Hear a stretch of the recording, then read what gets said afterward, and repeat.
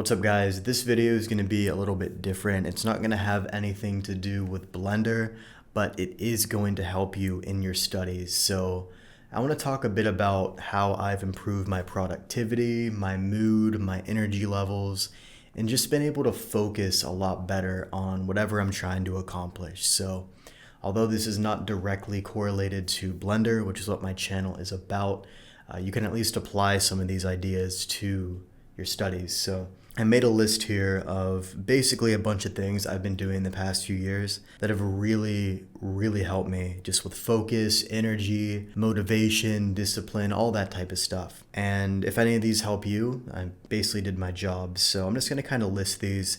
And obviously you don't have to follow all of these. People are going to have different opinions and people are going to have different approaches, but at least one or two of these should help you. So the first thing, and these are in no particular order by the way, is intermittent fasting and coffee.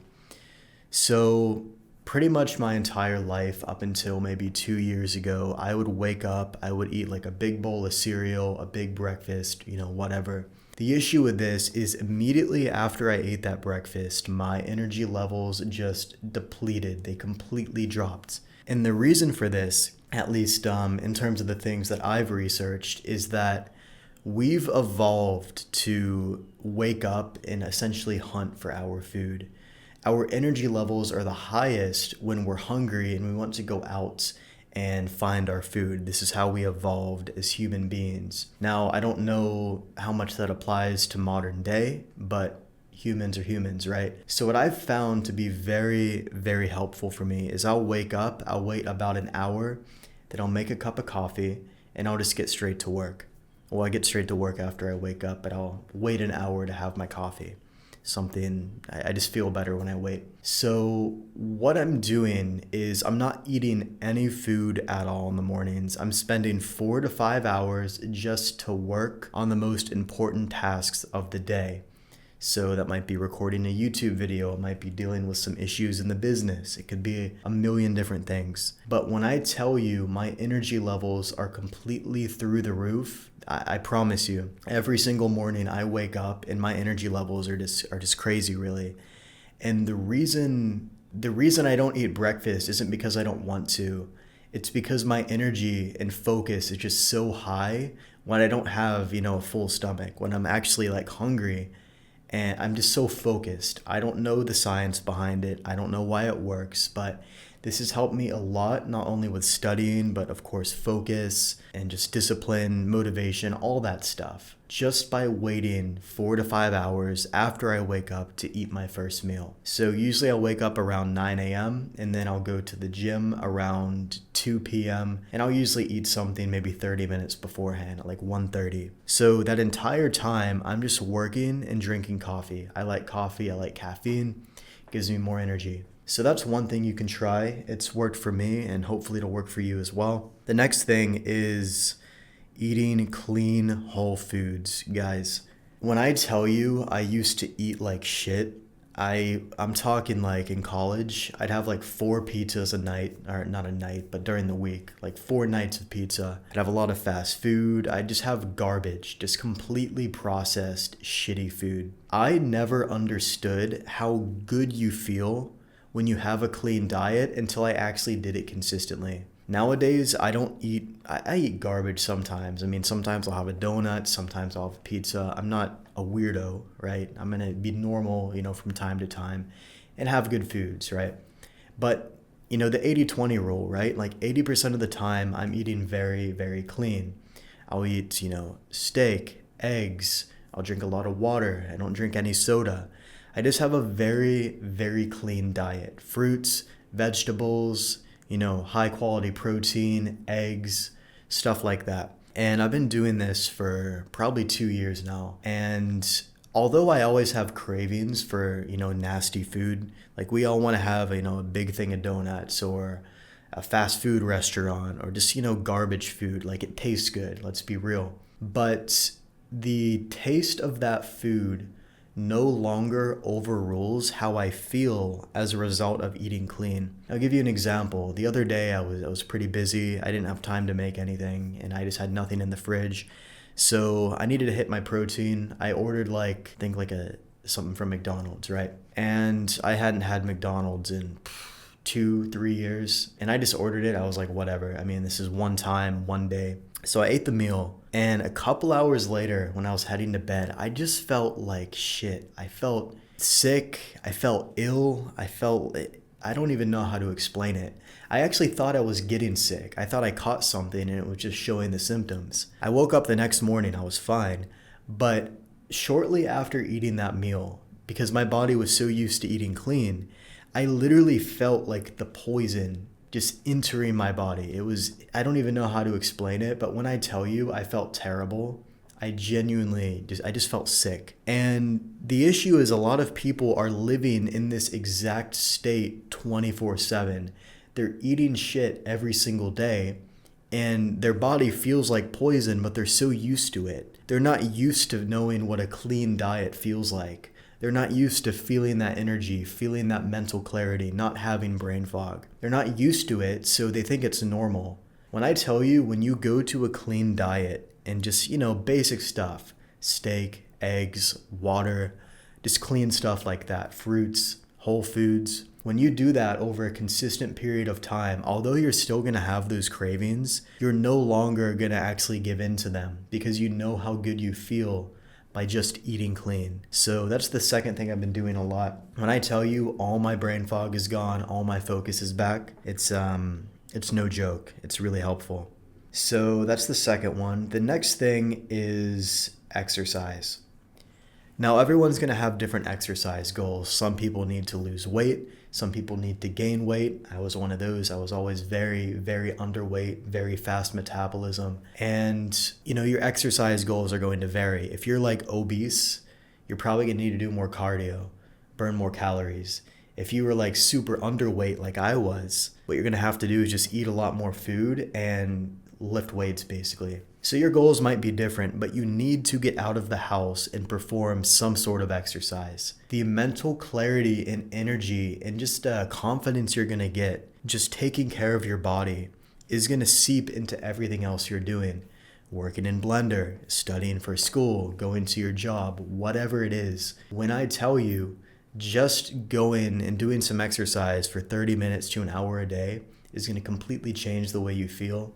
It's no joke. So for me personally, I just do a push-pull leg split. So push-pull legs, push-pull, and then I'll do 2 days off. Might not be the most optimized routine, and I'm sure there's somebody who have a different opinion on it. There's a million different routines, guys. Just follow the 80-20 rule, right? Like track your calories, track your protein, lift weights progressively, like slowly get stronger and stronger. And you're going to see like a complete change in your body. And if you need to lose weight, track your calories, eat less food, be in a calorie deficit, whatever your goal is, because everyone's different, of course. But by just getting that exercise in, I cannot begin to tell you how much better you're going to feel about yourself. It's going to seep into every other area of your life. And when I tell you it's just a game changer, it really is. So, and some people have told me like, I'm scared to go to the gym, like I'm anxious, I'm introverted. Guys, so was I. Do you just want to live in that perpetual state, or do you just want to get it over with? I was nervous about going to the gym when I started for the first week, and then it's like not a problem anymore. Just get over it. You'll genuinely feel so much better. Next thing we have is sleep. The amount of people who are getting just shitty sleep every night, it's completely destroying their life, because I was one of those people. Especially in college, I had super early classes. I'd be up with friends and roommates until 12 a.m., 1 a.m., then I'd have to get up at like 5 a.m. for class, and it was just, I was so used to undersleeping that now that I get my, solid 7-8 hours a night, now I actually understand what good quality sleep feels like. Every single night, I make sure I'm getting at least 7 to 8 hours. I'm making sure, I just do something chill before I go to sleep, read a book, something like that. Get a good 7 to 8 hours. If you're running on 4 to 5 a night and just living off caffeine, you might feel like you got 3 hours back, but the trade-off isn't worth it. Like you'll have people like Gary Vee saying, oh, you can survive off 3 hours sleep, but at what cost, right? You're going to be such low on energy. You're going to be falling asleep at your desk. You're not going to have any real work done. Just get the extra 4 hours of sleep and just enjoy, your life. It's not that difficult. Like the amount of people who will compromise their sleep just to get a few extra hours in is crazy. People will be like, set your alarm, don't hit the snooze button. Guys, I hit the snooze button almost every single day. Because if my body's saying, hey, I need some more sleep, then I'm just going to get some more sleep. And then I'm going to wake up and I'm going to have way more energy just by sleeping an extra 30 minutes to an hour compared to if I just force myself to get up. And I understand not everybody has that luxury. You have responsibilities, you might have a family, you might have to get up for a job or school. I get it, but still make sure you're getting in that 7 to 8 hours of sleep. It's very, very important. And it's been a game changer for me personally. So let's check the next one. I think this is one a lot of people in the 3D space can relate to, and that's social interaction. Guys, when I was building my YouTube channel, I was just in my room all day, every day, not speaking to people, not going out. I was just working. It's very easy for us to be in that grind mode, and I understand and I think it's important. But just like anything else, social skills are a skill. It was a skill I lacked personally that I had to improve in. It's a skill. You're not introverted. You don't have social anxiety. You lack experience. I used to be the guy who was like, oh, I have social anxiety. I can't speak to people. I was giving myself an excuse to not fix the problem, right? It's very easy to slap a label on yourself and say, I'm introverted, I have social anxiety. Well, if you sit inside all day and don't speak to people, of course you will. If you build up a really nice physique in the gym and then you just eat like crap and don't lift weights anymore, all the muscle is going to go away. It's going to be depleted. It's the same exact thing. You have to maintain that skill. You need to go out and interact with people. So don't be, the weirdo who's just camped inside all day, just working and grinding, because I was one of those people and you're not going to be fulfilled. Go out to a coffee shop. Go to a co-working space. Go out and just interact with people. Hey, how's your day going? Hey, love your outfit. Just basic stuff. You're going to slowly recalibrate those social skills. You're going to meet friends. It's just going to be a good time. It's not that difficult. I understand not everybody wants to go out and do those things, but it's something that's going to just make you a more well-rounded person and you're going to feel better, right? You're not going to be working all the time and just being like the weirdo that's just studying Blender 24/7. So definitely maintain your social skills. Very, very important. Something I neglected personally, but I actually go out nowadays and it's been useful. The next one we have is don't be a victim and don't stress about what is outside of your control. So about a week ago, we had a really bad hurricane come here through Florida, Hurricane Milton. That's something that's outside of your control if you live here in Florida. You can't control when the hurricane comes in. Yet I saw people on these YouTube videos actively complaining, why is the hurricane coming? Why do I have to live here? Why do we have to have 2 hurricanes in a week? Just people complaining. Guys, the hurricane does not care how you feel. Like I was reading these comments, I'm like, are you going to go outside and protest the hurricane?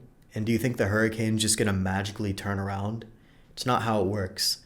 The hurricane doesn't give a shit. It's just going to do its thing. Do what is within your control. What's within your control, you could evacuate. You could put up some sandbags at your house. You could make sure nothing's in the front lawn that could destroy your house. You could, stock up on supplies. These things are within your control. And I know it's a strange analogy here. It's just something that popped up. But same thing, if you're learning Blender and you want to, get better and you want to get some extra tools to help you improve your workflow, and you can't afford those tools, the amount of Blender users that I see that just complain and complain and complain, oh, that's too expensive, oh, I can't afford it. It's not my fault. It's nobody else's fault but your own. If you can't afford it, it is completely and 100% your fault. It's not your country's fault. It's not where you were born. It's not your situation. You have access to the internet. These problems can be solved nowadays. The amount of people I've met from third world countries that are just very successful in life in general because they refuse to be a victim. If you have a problem that is within your control, go out and find the solution. Don't complain in a YouTube comment or bitch and moan about your situation because nobody cares. Your family probably doesn't care. Your friends probably don't care. Nobody wants to listen to a complainer. Solve the problem because genuinely nobody really cares about your situation. And that's just the truth. So don't be a victim is, another one. It's also going to put things back in your control. So if you see a problem, instead of complaining about it, you're now going to go seek the solution. That's going to just help you improve in pretty much any area. And there's a few more here, like minimal alcohol consumption, no smoking, just basic stuff like that. But that should be pretty obvious, right? So those are kind of like the main things that I have done personally that have like really helped, not only with my mindset, but also with my motivation, my discipline, my focus, my energy. And if you can just start implementing some of these basic habits over a long period of time, you're going to see a huge change in your performance. I promise you. So I know this video wasn't about Blender necessarily, but it does seep into Blender in a way, as long as you kind of, work on these things. So bit of a random video today, but hopefully you enjoyed it. Hopefully you get some ideas, and that's all I have for you. I'll see you in the next video.